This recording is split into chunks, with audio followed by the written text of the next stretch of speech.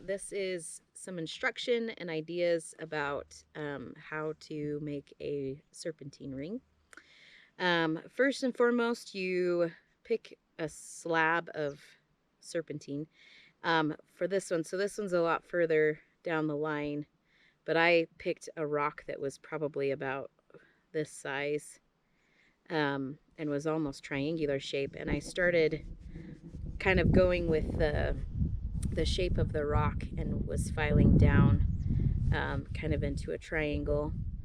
And then I took a round, kind of a round file that was really small, but I'm sure a fat one would work really well too. But started with a small one, small round one, and I started filing and kind of poking and scraping to get to the middle of the serpentine. So at this point, my middle ring part was done with a small round file, but if I had a bigger one, then I'd use the bigger one. And then I used a hacksaw to try to cut off my points on my triangular shape, and then I'm using this saw to round out the edges and file down.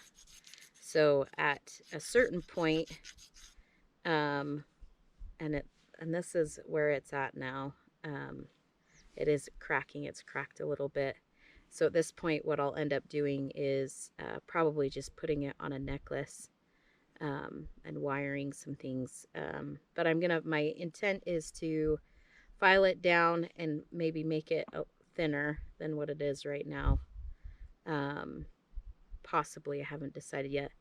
And continue to file down and round out the edges as I go around like this.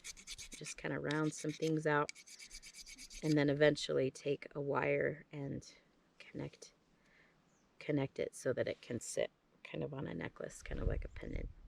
So any recommendations, Candice, that you would give, suggestions that you would have done differently, or yes. like to make things easier of the process? Yeah, so I did start using this size, and for the longest time was just like using this to try to narrow it down. So it's definitely for the bigger part, this has been a lot easier. So you're going to want a bigger file than this size.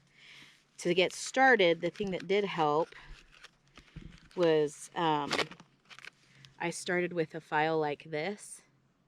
So when I got my piece and I knew I wanted the ring, I took it and started to just kind of saw in like this, and then I just started filing down around the edges like that. Now at this point, because the hole is big enough, you could probably, if you can find one, a file that's about this size that's round, because it'll fit in there, but that would smooth out the edges in the middle. So if I had a round one, then that's what I would use. But so the bigger file to get it down, and then and using the smaller files as you get maybe a little bit more as you're starting out, and then also if you need to like be specific about something, like if you want to get a smaller piece, then you could probably use my smaller files.